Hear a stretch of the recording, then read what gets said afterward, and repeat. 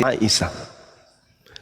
Dan salah satu tujuannya turun bang dia bang. Ini ada. Enggak ada ini saya. Oh iya lanjut. Pak Yan santai dulu Pak Yan lanjut. Dan salah satu hikmahnya itu adalah wanita ini, istri ini dipersiapkan kemudian oleh Allah untuk menghafalkan hadits-hadits yang khusus bertalian dengan wanita perempuan. Terus? Iya. Dan alasannya itu kenapa tuh? Ya alasannya supaya salah satunya itu untuk menghafal hadits Rasulullah agar sanadnya itu tidak terputus kemudian terkait dengan bimbingan Rasulullah kemudian kepada umat Islam khususnya yang berhubungan dengan kewanitaan. Seperti itu. Nah ini ketika diajarkan kemudian bahwa Siti Aisyah itu dinikahi bukan seorang janda, akan tetapi Rasulullah Muhammad SAW tidak melakukan kemudian hal-hal yang tidak senonoh terhadap wanitanya atau terhadap perempuan tersebut atau istrinya. Tidak ada sifat atau perbuatan tercela yang kemudian dilakukan oleh baginda Rasulullah Muhammad SAW. Kalau itu ada sesuai dengan tuduhan orang-orang di luar Islam, maka jangan di tahun sekarang. Sejak awal beliau sudah tidak diterima sebagai nabi, ajarannya sudah tertolak. Faktanya sejazirah Arab menerima beliau sebagai nabi dan rasul, dan tak ada satupun keluarga dari Siti Aisyah yang merasa tersakiti atau merasa dicurangi atau merasa dirugikan dengan pernikahan tersebut. Malah keluarganya yang menginginkan itu terjadi. Artinya ketika Nabi menikahi Siti Aisyah itu bukan karena nafsu, layaknya manusia pada umumnya. Ini menjadi hal yang sangat penting dan sangat perlu untuk diketahui agar manusia tidak salah paham terhadap itu. Murni berdasarkan dari perintah Allah melalui mimpi yang dialami berulang kali oleh baginda Rasulullah SAW. Seperti itu bang. Oke, apa ada dalilnya bang? Ada. Tentang mimpi tersebut. Iya. Boleh bisa lihat, saya lihat gitu. Hadis riwayat Muslim, saya lupa nomor berapa, yang pasti dari Siti Aisyah sendiri yang mengatakan bahwa Rasulullah Muhammad SAW bersabda, aku bermimpi tentangmu selama 3 malam. Malaikat membawamu dalam sebuah tempat yang terbuat dari sutra. Malaikat itu kemudian berkata, ini adalah istrimu. Aku buka wajahmu, ternyata engkau di dalamnya. Aisyah kemudian berkata, jika ini datang dari Allah, maka akan berlanjut, maka akan dikabulkan. Nah itu yang terjadi kemudian. Jadi jelas bahwasanya Rasulullah Muhammad SAW itu menikah karena memang perintah Allah. Allah yang memerintahkan Nabi untuk menikah dengan Siti Aisyah karena sebuah kemaslahatan, karena sebuah kebaikan, karena sebuah misi. Nah, Siti Aisyah ini kemudian dengan menjadi istri Nabi yang memang dari sejak kecil diketahui bahwa beliau itu memiliki kecerdasan. Nah, maka selanjutnya Siti Aisyah banyak merekam jejak kehidupan Nabi yang tidak bisa dijangkau oleh sahabat-sahabat yang lain. Dari sinilah kemudian Siti Aisyah ini banyak meriwayatkan hadits yang menjadi corong intelektual pada zamannya, sehingga banyak ulama yang terbantu dengan kontribusi dari Siti Aisyah ini. Seperti itu bang. Nah, kalau kita berbicara mengenai ini, agama sebelum Islam, para nabi yang diutus Allah oleh Tuhan, itu tak ada batasan umur. Misalnya di perjanjian lama atau di kitab perjanjian baru, itu tak ada batasan umur wanita dinikahi itu nanti usia sekian, tak ada.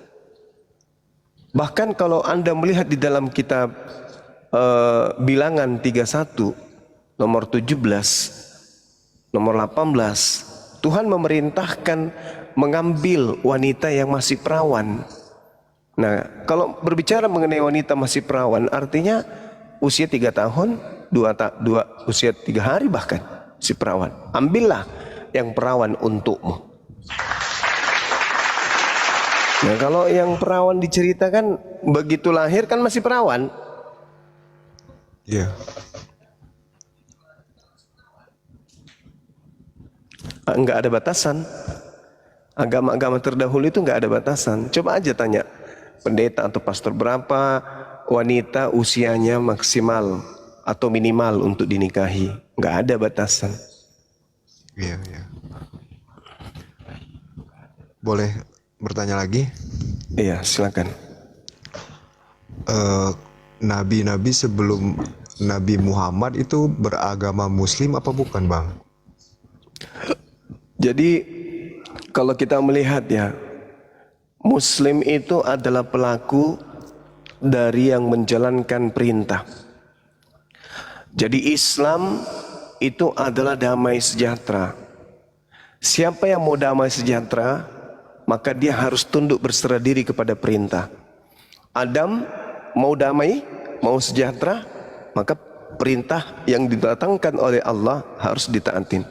Ibrahim mau damai, harus tunduk kepada perintah. Nabi Musa mau damai, harus tunduk kepada perintah. Yesus mau damai, tunduk kepada perintah. Jadi Islam itu adalah damai.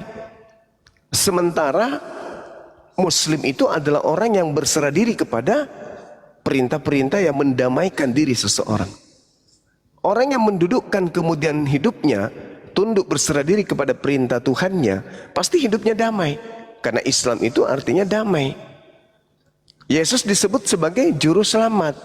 Artinya dia itu adalah juru damai.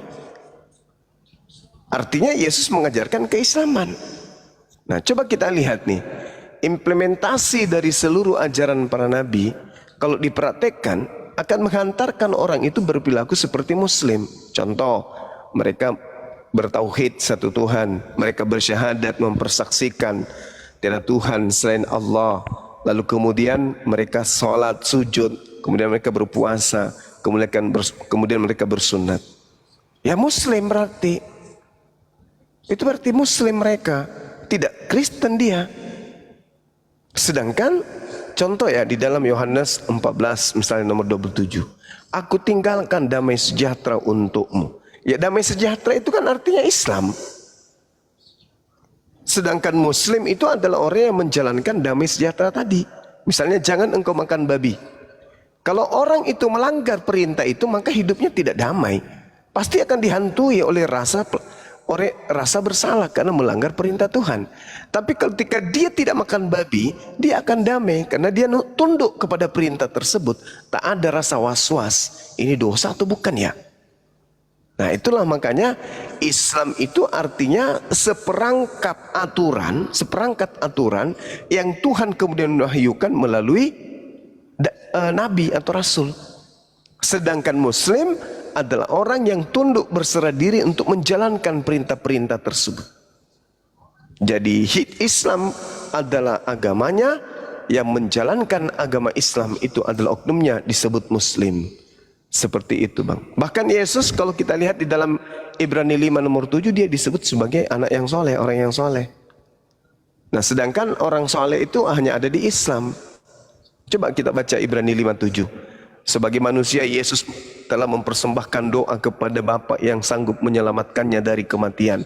Dan atas kesolehannya, doanya telah dikabulkan. Yesus disebut anak soleh. Kalau soleh itu kan artinya apa? Ya Islam. Orang yang berserah diri kepada aturan Tuhan. Seperti itu, Bang. Iya, iya, iya. Kalau Tuhan Nabi Musa, apakah namanya Allah juga, Bang? Apa ada di Al-Quran gitu tersirat bahwa Nabi Musa berdoa kepada Allah gitu?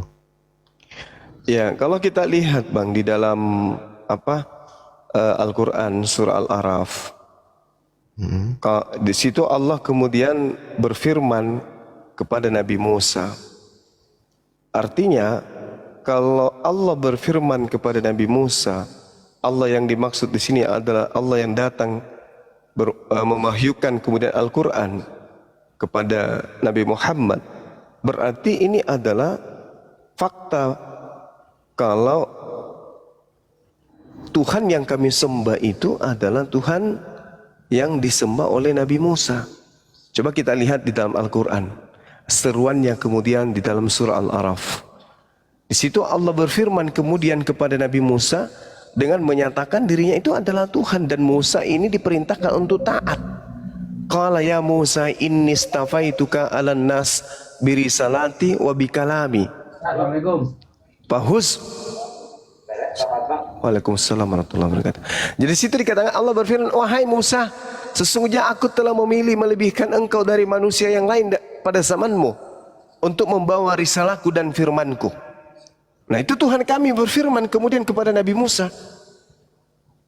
Lalu kemudian terkait dengan apa yang diterangkan oleh Allah melalui Nabi Muhammad, Al-Quran menyatakan bahwasanya Allah menginformasikan kepada Nabi Musa, kepada Nabi Muhammad, bahwa sebelum Al-Quran Allah sudah berfirman kepada Nabi Musa, dan firman Allah kepada Nabi Musa ini dikabarkan kemudian kepada baginda Rasulullah Muhammad sallallahu alaihi wasallam dengan menggunakan bahasa Arab.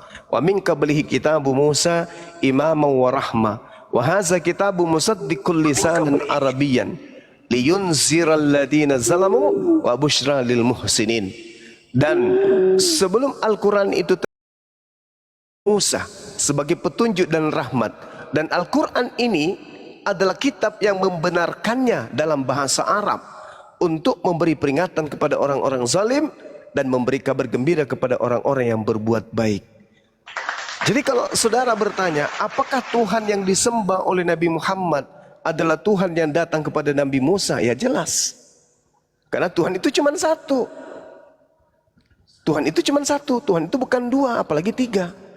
Nah yang datang kepada Nabi Musa berfirman kembali kepada Nabi Muhammad dengan menggunakan bahasa Arab. Al-Quran surah Al-Ahqaf ayat 12. Seperti itu bang. Iya, iya.